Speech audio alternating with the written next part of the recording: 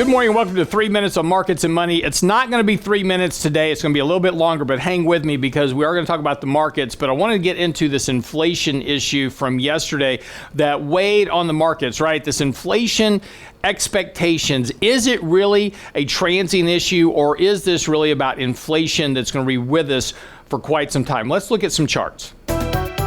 Yesterday, CPI came out a lot hotter than expected. And of course, this really got a lot of people concerned about, oh my gosh, we're going back to the 70s. Relax. No, we're not. Okay, so we're not going back to 70s. Very different economic environment back in the 70s that fostered higher inflation. Then combine that with the oil embargo, and then that's where you had kind of a big spike in inflation. Then we don't have that economic environment today. We're not 80% manufacturing anymore. We don't have rising trends of economic growth growing at 8%, 9%. We don't have rising wages at 8 and 9%. Just don't have the environment for it. We're in a deflationary environment long term. Yes, we are getting some inflationary pressure short term because of what? The economic shutdown and $5 trillion worth of stimulus. Not surprising, if you throw gasoline on a fire, you're going to get inflation. And that's exactly what's going on here. But is it sustainable? That's the big question, right? Is this inflation going to last months, weeks, years? That's the big issue, right? So if we're going to have rising inflation for a very long period of time, that's a different story. Very likely this inflation is not going to last long for a couple of reasons. One, and when I say not long, I mean a few months. This will last a few months.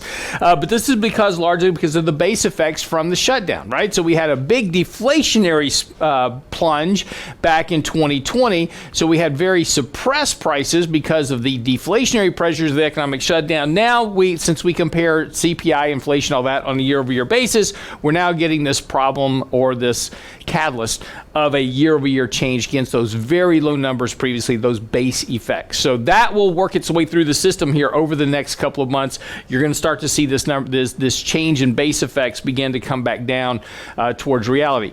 And also just remember that inflation can't grow much faster than economic growth over time. So, of course, we are having probably 3 to 4% economic growth this year by the time we get to the end of the year on a real inflation-adjusted basis. That means that inflation at 3 or 4%, right in line with economic growth, what you would expect. Now, next year, we're going to start to drop back down to sub 2% growth as all this stimulus works its way through the system and leaves. And so when economic growth starts to drop back down towards 2%, inflation will eventually go with it, because that's the deflationary pressure of debt, deficits, and economic growth over time. But certainly in the near term, huge spikes in inflationary numbers on a month-over-month basis. Again, not really surprising when you have so much impetus of a reopening of the economy. People are running out to spend money, especially in the restaurants and those type of areas. And that's really where all this is showing up. So, when we look at this kind of headline versus core, where's all that inflation actually really showing up from? That inflation's really showing up in some of the areas that you would expect. People running out with a stimulus check going, hey, I need to buy a used car. Used car prices had a huge jump over the last month as people are rushing out. Then we've talked about this on the show. There are no cars to buy because of the semiconductor shutdown. So you can't buy a new car. And if you're going to buy a used car, you're going to pay through the nose for it right now. So you better damn well need a car because you're going to be stuck with this thing for a while, because once this semiconductor shortage goes through and you basically go back to normal prices in cars, you're going to have a deflationary drag in car prices in the future as supply starts to catch up with demand, semiconductors come back online. If you happen to have a bunch of old classic cars sitting in a garage somewhere, time to sell it.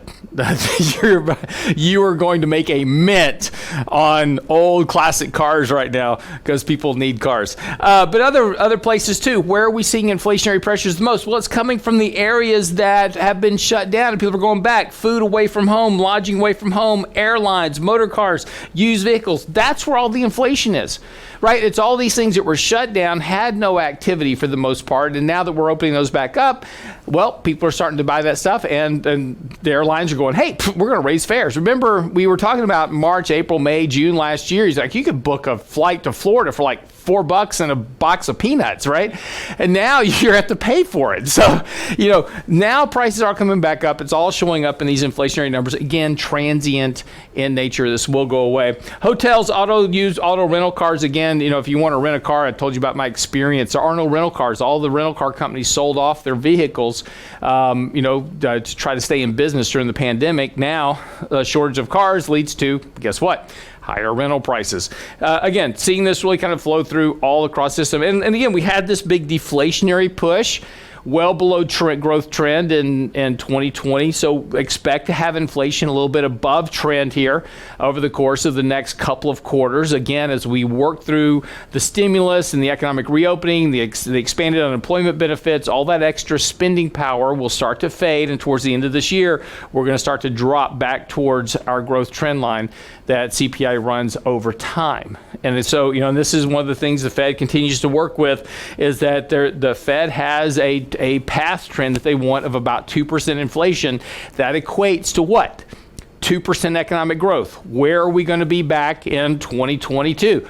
Back to 2% growth. So that's where all this will eventually settle out as we get back to longer term trends. And because of the problem of the transient nature of stimulus and support, that's why also a lot of these price pressures, because of the shutdowns, because of the supply chain blocks, because of all the other issues that are going on in the system, that's where we're going to see this. And of course, this inflationary push is also pushing the Federal Reserve to potentially start tapering and potentially start hiking rates. You hike rates, that slows economic growth. That also quells inflationary pressure. So again, this is why all of this towards the end of this year, we're going to start to see the issue of potentially slower rates of inflation as we get there. So now understanding where we are with this inflation number, not surprising that yesterday we saw a bit of a sell-off in the markets. Now the S&P 500 sitting right here on the 50-day moving average. Important to hold support here, but keep a watch on what's happening with the markets here, because again, we're still on this money flow sell signal as we've been talking about. That keeps pressure on prices, and despite this breakout that we had last week, we said it was important for that to maintain itself. That didn't occur, and of course we not only went back into the consolidation range, but actually have now broken through that and are now testing the 50-day moving average. Sell signal still in place here, and again, that signal has kept basically us on the right side of the markets here. Now we are looking at adding some exposure here, and we did that with the tech-heavy NASDAQ because that money flow sell signal much deeper here. In fact, this signal is now at the same level that we saw back in March of 2020. Doesn't mean the market can't go lower first, because that sell signal is still in place. We were a little bit early starting to nibble into some positions in the portfolio, paying for that a little bit right now, but I think that that's eventually going to pay for itself here, that we potentially get a rally here back potentially towards the 20-day moving average. That may be all we get, but we'll be looking for that rally to sell into, raise cash, and reduce positions as we get further into summer, because now we start talking about the weekly indicators starting to roll back over at that point, and giving us a potential setup here for a 10 to 15% correction sometime this summer. Markets are fairly oversold here. This selling stampede is getting fairly extended, so looking for a reflexive rally here that sets a lower high is going to be what we're looking for. And again, that would also line up with the potential setup of this head and shoulders pattern. We've got a left shoulder here, head here, a lower right shoulder, and then a break ultimately of the 200-day moving average is going to be the real concern that we're looking at in the markets potentially a little bit later on this summer. So again, inflationary pressures in the short term, probably transient, but that is going to weigh on prices. I think we get through that temporarily with the Fed, start looking for announcements from the Fed that they're not too worried about it, get some support to markets on a rally, and then that's going to be the rally you want to potentially sell into and raise some cash for the summer. I'm your host, Lance Roberts, for a little bit longer than 3 minutes on Markets and Money. See you tomorrow.